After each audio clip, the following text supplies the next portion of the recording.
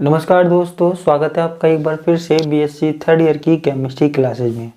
देखो, हमारे पास जो बोर की अवधारणा चल रही थी उसका आज अंतिम भाग है। ठीक है, मैंने आपको बताया था कि किस प्रकार अनुप्रयोगों को हम देख सकते हैं। बोर की अवधारणा के द्वारा हमने त्रिज्या ज्ञात की थी, वेग ज्ञात किया था। आज हम बोर की अवधारणा के द्वारा इलेक्ट्रॉन की ऊर्जा ज्ञात करने का व्यंजक व्युत्पन्न करेंगे। आज का जो हमारा टॉपिक है वो है nवे बोर कक्ष में इलेक्ट्रॉन की ऊर्जा ज्ञात करने का उत्पन्न करना, व्यंजक व्युत्पन्न करना। ठीक है, तो हमारे पास क्या है, मैंने आपको बताया था जैसे ये कोई परमाणु है, परमाणु में इलेक्ट्रॉन किसी कक्ष में चक्कर लगा रहा है। इलेक्ट्रॉन नाभिक के चारों ओर किसी कक्ष में चक्कर लगा रहा है। ये कक्ष कोई सा भी हो सकता है, 1 2 3 4 कोई सा भी कक्ष हो सकता है। तो वहां पे जब वो चक्कर लगाता है तो उसकी जो कुल ऊर्जा होती है वो किसके ऊपर डिपेंड करती है, वो यहाँ पे हमको पढ़ना है। ठीक है, अब देखो मैं यहाँ लिख देता हूं, किसी परमाणु के n वे बोर कक्ष, n का मतलब कुछ भी हो सकता है, 1 2 3 कुछ भी हो सकता है। n वे बोर कक्ष में इलेक्ट्रॉन की कुल ऊर्जा, ठीक है, मान लीजिए जैसे परमाणु है, यहाँ पे इलेक्ट्रॉन क्या कर रहा है, चारों ओर चक्कर लगा रहा है। तो जो इलेक्ट्रॉन की कुल ऊर्जा होगी ना, वो 2 ऊर्जाओं के ऊपर डिपेंड करेगी। ठीक है, इलेक्ट्रॉन की कुल ऊर्जा किस पे डिपेंड करेगी, 2 ऊर्जाओं पे डिपेंड करेगी। ठीक है, कौन कौन सी, इसकी गतिज ऊर्जा व स्थितिज ऊर्जा के बराबर होती है। गतिज ऊर्जा व स्थितिज ऊर्जा के बराबर होती है।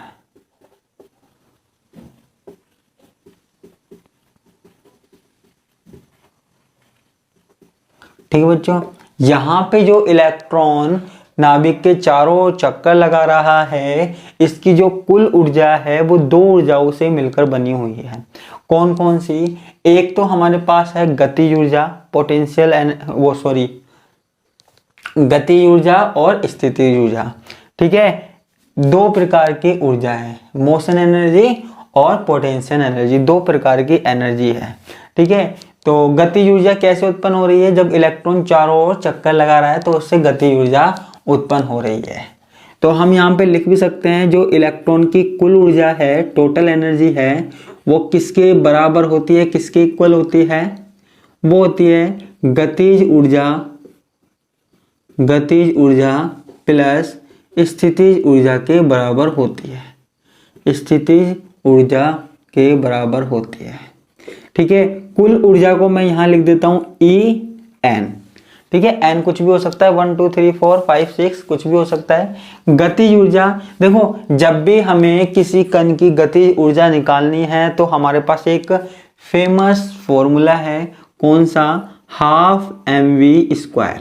ठीक है, आपने सुना होगा हाफ mv², ये हमारे पास फॉर्मूला है। ठीक है, इसके अलावा स्थितिज ऊर्जा जब हमें निकालनी है तो स्थितिज ऊर्जा हम ज्ञात करते हैं किससे, Ze²/r। ठीक है, मैथ वालों को तो पता है कैसे आया, बायो वालों तुम्हें थोड़ा सा याद रखना पड़ेगा। ठीक है, जब इलेक्ट्रॉन की स्थितिज ऊर्जा निकालनी है तो तुम्हें याद रखना पड़ेगा Ze²/r। ठीक है, क्योंकि हमको ज्यादा डीप में नहीं जाना। अब Ze²/r, फिर इसमें हमने आगे लगा दिया माइनस क्यों लगा दिया, माइनस हमको ये बता रहा है कि नाभिक और इलेक्ट्रॉनों के बीच में क्या है, एक आकर्षण बल है। ठीक है, नाभिक और इलेक्ट्रॉनों के बीच में क्या है, एक आकर्षण बल है। En = half mv² minus Ze²/r। ठीक है, हमारे पास ये आया है ना, इसको मैं क्या दे देता हूं, समीकरण नंबर 1 दे देता हूं। क्या दे देता हूं बच्चों, समीकरण नंबर 1 मैंने यहां पे दे दिया। ठीक है, मैं लिख भी देता हूं यहां पे, यहाँ नेगेटिव चिन्ह, यहाँ नेगेटिव चिन्ह इलेक्ट्रॉन व नाभिक के मध्य आकर्षण को दिखाता है, आकर्षण को दिखाता है।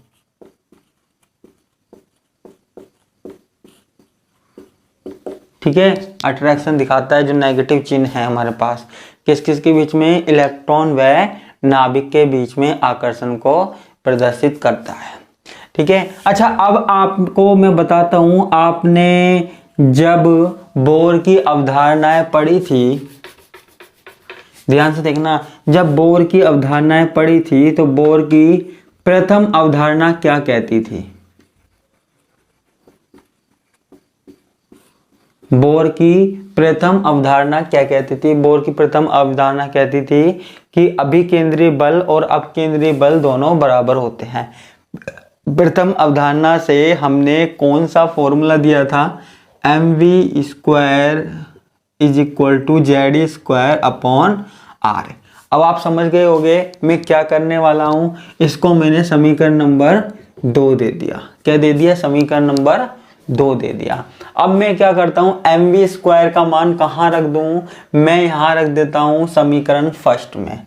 ठीक है, तो mv स्क्वायर का मान समीकरण 1 में रखने पर, समीकरण 1 में रखने पर, ठीक है, mv स्क्वायर का मान समीकरण 1 में रख दूं मैं, तो यहां पे क्या होगा, E n is equal to half mv square की जगह मैं क्या रख दूं, हाफ mv स्क्वायर की जगह मैं रख देता हूं जेड स्क्वायर अपॉन आर। ठीक है, ये तो आपको पता ही होगा जेड वगैरह क्या है। जेड हमारे पास क्या है? नाभिक है ना, परमाणु क्रमांक जो है, ई आवेश है, आर त्रिज्या है ना। मैं आपको बार बार बता देता हूँ, बार बार बताने की कोई जरूरत नहीं है, मैं आपको कई बार बता चुका हूँ पहले भी। ठीक है बच्चों, अब देखो आगे की बात करते हैं। जेड स्क्वायर अपॉन आर हो गया, इसके बाद यहाँ पे minus Z e square upon r. ठीक है, minus Z square upon r, ये मैंने यहां पे लिख दिया। अच्छा, इसको आगे सोल्व करते हैं। आगे सोल्व कैसे होगा ये? ठीक है, तो देखो सिंपल सी बात है, अगर मैं इसको इस तरीके से लिख दूं minus half Z e square upon r, तो लिख सकता हूं। आप इस समीकरण को किसी भी तरीके से बना सकते हैं। आप कहोगे सर ये कैसे लिख दिया? देखो आप इस तरीके से ले सकते हो, ये Z e square upon r है, ये half Z e square upon r है। अगर जैसे मान लीजिए ये होता 1 और ये होता हाफ, तो एक 1 में से हाफ गया तो कितना आता है? हाफ। ऐसे आप मान लीजिए ये हमारे पास जेड स्क्वायर अपॉन आर है, इसमें से half Z square upon r गया, तो हमारे पास कितना बचेगा? Minus half Z square upon r. इस तरीके से हम लिख सकते हैं। ठीक है, अब देखो मैंने आपको एक चीज बताई थी, क्या बताई थी? बोर की त्रिज्या, बोर की त्रिज्या से, ठीक है, रेडियस ऑफ बोर। देखो ये अगर आपको समझ में नहीं आ रहा तो आपको पूरी की पूरी बोर की अवधारणा पढ़नी पड़ेगी, जो मैं अभी तक पढ़ाता आ रहा हूं, जो मैंने 2-3 क्लासेज ली है, तभी आपको अच्छे से समझ में आएगी, नहीं तो नहीं आएगी। ठीक है, अब बोर की अवधारणा क्या कहती है? बोर की त्रिज्या में जब हमने निकाली थी तो हमने क्या पढ़ा था? N square h square 4 pi square m. ठीक है, n square h square 4 pi square, ठीक है, एम और जेड ई स्क्वायर। ठीक है, ये समीकरण नंबर 4 मान लीजिए। ठीक है, अब देखो आर की वैल्यू हम कहां रख देते हैं? समीकरण नंबर 3 में रख देते हैं। ठीक है, आर का मान समीकरण नंबर 3 में रखने पर, 3 में रखने पर, ठीक है, आर का मान कहां रख दूं मैं? समीकरण नंबर 3 में रखने पर। ठीक है बच्चों। अब देखो यहाँ पे जब मैं r का मान समीकरण नंबर 3 में रखूंगा तो किस प्रकार मैं रख सकता हूँ, ई एन बराबर minus half Z e square, r का मान रखो तो आर नीचे है ना, तो यहाँ पे क्या आ जाएगा n square upon h square, ठीक है, ऊपर क्या आ जाएगा 4 pi square m Z e square.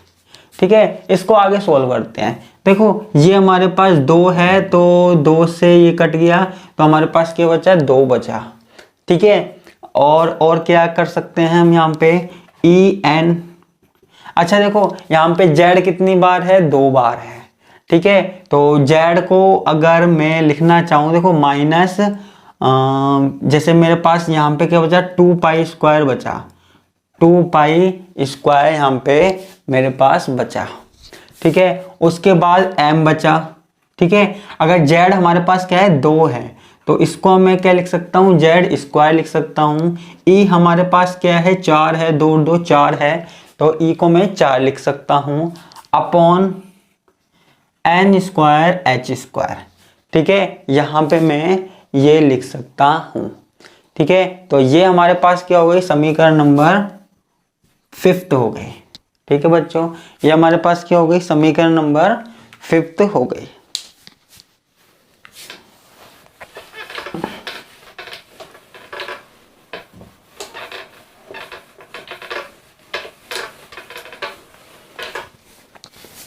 ठीक है, अब हम क्या करते हैं, ये जो समीकरण नंबर 5th है ये हमारे पास, इसके द्वारा हम क्या कर सकते हैं, इलेक्ट्रॉन का वेग ज्ञात कर सकते हैं, इलेक्ट्रॉनों का वेग ज्ञात कर सकते हैं। यही हमारे पास क्या है, इलेक्ट्रॉनों की ऊर्जा का वेग व्यंजक निकालने का फॉर्मूला है, डेरिवेटिव है। इसके द्वारा हम वेग व्यंजक निकाल सकते हैं।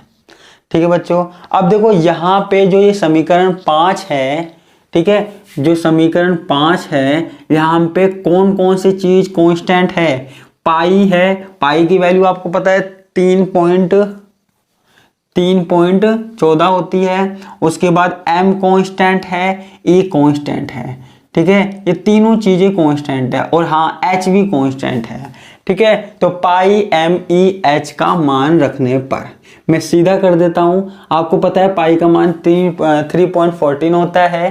ठीक है, m का मान 9.1 के करीब होता है, e का मान 1.6 इंटू 10 की घात -19 होता है, h का मान 6.6 इंटू 10 की घात -34 होता है, जो प्लांक स्थिरांक होता है। मैं आपको पिछली क्लासेज में कई बार इनकी वैल्यू बता चुका हूँ। ठीक है, तो इन सबों के मान आप क्या करोगे, यहां रख दोगे, किसमें, समीकरण नंबर 5 में रख दोगे। ठीक है, तो समीकरण नंबर जब 5 में आप रखोगे तो आपके पास जो निकल के आएगा वो आएगा ई एन बराबर -13.6 into Z square upon n square. ये आपके पास क्या है, फॉर्मूला निकल के आएगा, इलेक्ट्रॉन वोल्ट पर एटम। ठीक है, तो -13.6 into Z square upon n square आएगा। ठीक है, अगर हमारे पास यहाँ पे जेड कांस्टेंट हो तो हमारे पास जो ई एन है वो किसके समानुपाती होगा, 1 अपॉन एन स्क्वायर के। ठीक है, और एन अगर कांस्टेंट हो, एन अगर स्थिरांक हो, कांस्टेंट हो, तो जो ई एन है वो किसके समानुपाती होगा, जेड स्क्वायर के होगा। ठीक है, तो ये इसके समानुपाती होगा। लेकिन हमको यहाँ पे इतना इससे मतलब नहीं है, हमको तो सिर्फ यहाँ पे किससे काम है।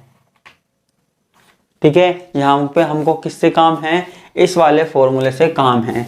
कभी अगर हमको एनर्जी निकलवाए तो हम इस वाले फॉर्मूले से निकाल सकते हैं। देखो जो आपने 11th क्लास में पढ़ा था, ऊर्जा ज्ञात करना, वेग ज्ञात करना, त्रिज्या ज्ञात करना, वो मैंने आपको यहाँ पे डिटेल से बता दिया बोर के मॉडल के द्वारा, जो आपके लिए जरूरी था। ठीक है, वो सारी चीज मैंने आपको बता दी, मैंने कुछ भी आपके लिए नहीं छोड़ा है। ठीक है, तो उम्मीद करता हूँ आपको यहाँ पे अच्छे से समझ में आ गया होगा। फिर भी आप देख लेना इसको, है ना, 11th क्लास में भी ये दिया हुआ है। तो आज के लिए बस इतना ही, बाकी का हम देखेंगे अगली क्लास में। धन्यवाद, नमस्कार। Bye bye.